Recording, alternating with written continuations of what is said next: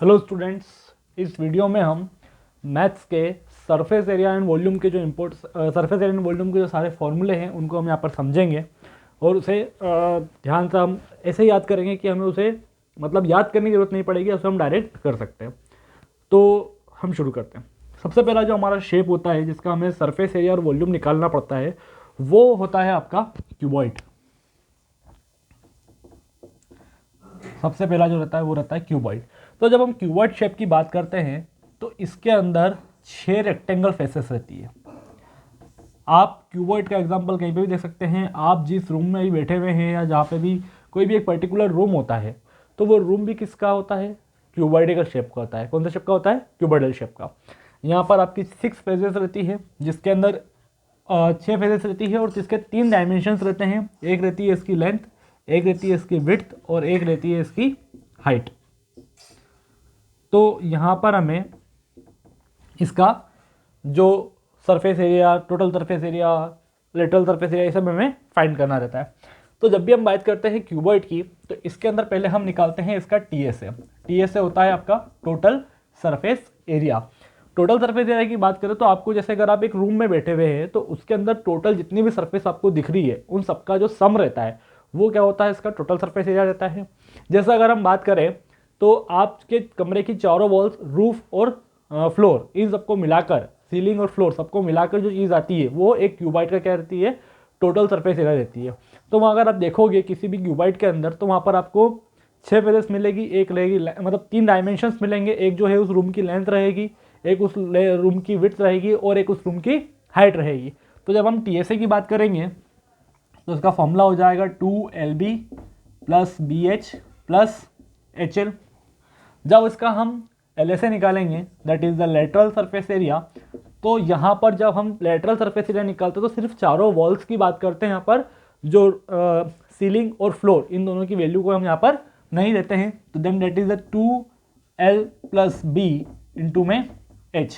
जब हम रेक्टेंगल की perimeter 2 into L plus B क्या होती है? रेक्टेंगल की पेरीमीटर रहती है। उसमें जब हम उसकी हाइट का मल्टीप्लाई कर देते हैं तो यहाँ पर जो उसका LSA बन जाता है। थर्ड अब जब हम बात करेंगे तो यहाँ पर रहता है आपका वॉल्यूम। वॉल्यूम रहता है L into B into H, length into width into height. आपको ध्यान रखें कि जब भी आप कोई भी एरिया निकाल रहे हैं तो वहाँ पर क्या होता है? यूनिट स्क्वायर होता है। यूनिट का स्क्वायर होता है। जो भी यूनिट है आपकी उसका स्क्वायर होगा। जैसे मीटर है तो मीटर स्क्वायर हो जाएगा, सेंटीमीटर तो सेंटीमीटर स्क्वायर हो जाएगा, mm है तो mm स्क्वायर हो जाएगा। लेकिन जब हम वॉल्यूम निकालते हैं तो वहाँ पर यूनिट का क्यूब होता है। जब वहाँ पर यूनिट का क्यूब होता है। अब हम इसके बात करते हैं जो सेकेंड शेप हमारा रहता है वो रहता है हमारा क्यूब।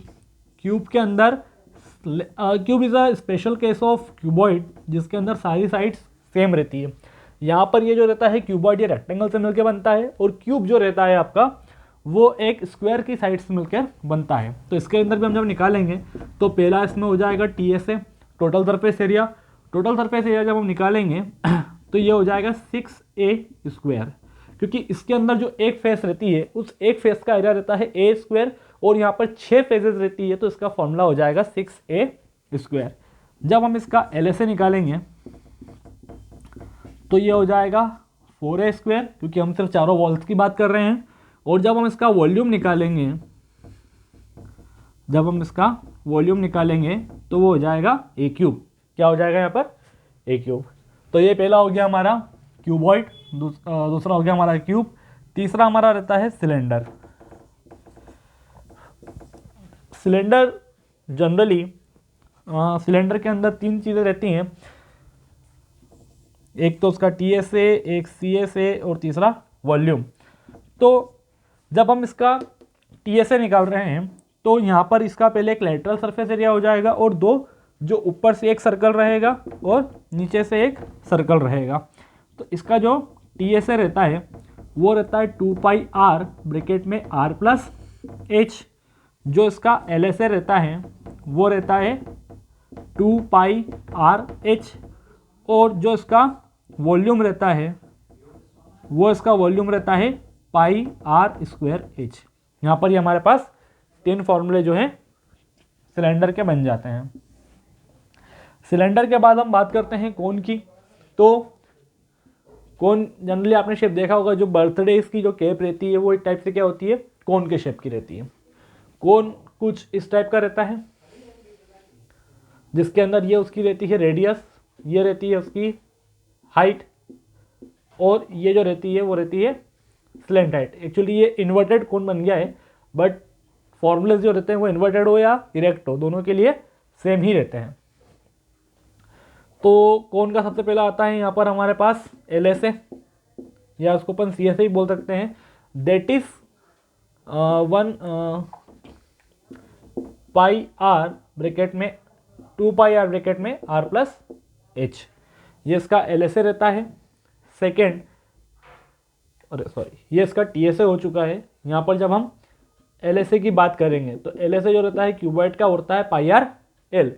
यहाँ पर जो L रहता है वो रहता है आपका R² प्लस H²। और जब हम इसका TSA निकालेंगे तो TSA निकालने के लिए जो एक कोटी सर्कल का एरिया है वो इसके अंदर प्लस हो जाता है, तो वो होता है pi r l plus pi r square. उसके बाद में जब हम इसका वॉल्यूम निकालेंगे तो यहाँ पर जो वॉल्यूम रहेगा वो वॉल्यूम हो जाएगा यहाँ पर 1/3 पाई आर स्क्वेयर एच। अब ये जो वॉल्यूम का फॉर्मूला है, कोन के वॉल्यूम का फॉर्मूला, वो कहीं ना कहीं जो आपके सिलेंडर का वॉल्यूम का फॉर्मूला है उससे मिलता जुलता है। ऐसा क्यों होता है?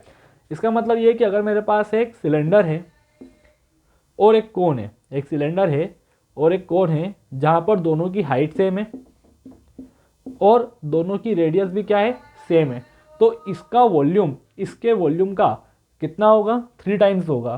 3 टाइम्स क्यों होगा यहाँ पर? इसका मतलब क्या है? वॉल्यूम का मतलब होता है कि कितना अमाउंट ऑफ मैटर उसने कंटेन कर रखा है या कितना स्पेस उसने ऑक्यूपाई कर रखा है, उसे भी हम वॉल्यूम कहते हैं।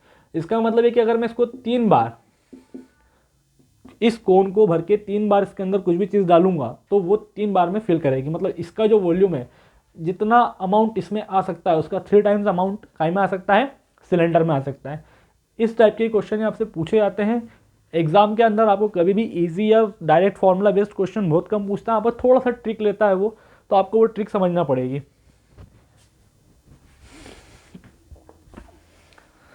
आप स्क्रीनशॉट ले सकते हैं ये सारे फॉर्मूले का।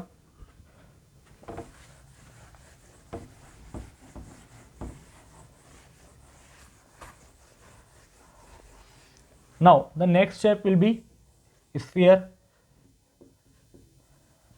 स्फीयर के अंदर सिर्फ एक ही चीज़ रहती है, वो उसका रेडियस रहता है। जो भी आपके पास एक फुटबॉल है, एक बास्केटबॉल है, एक टेनिस बॉल है, तो ये सारे शेप कौन सा रहते हैं, स्फेरिकल शेप के रहते हैं।